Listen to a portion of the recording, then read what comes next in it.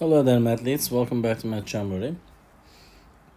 In this video, we have another AP Precalculus type of a question for you from the topic of exponential functions.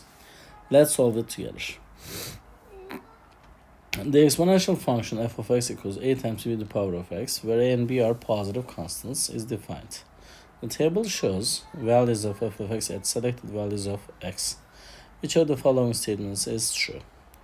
X values are 0 through 4, so x values are increasing. Y values are 10 till 0.625. Y values are decreasing.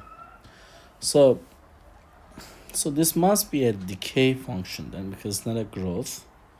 So the answer is either A or C. Let's find the values of A and B. F0 is equals to, we're using this data now. A times b to the power of 0 is given as 10.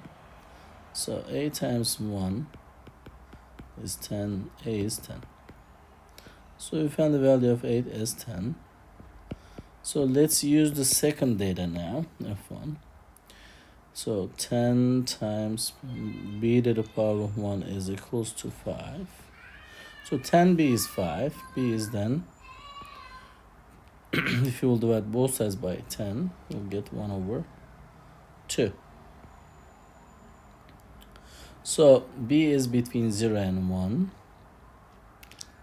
And so the correct answer is choice A for this specific question.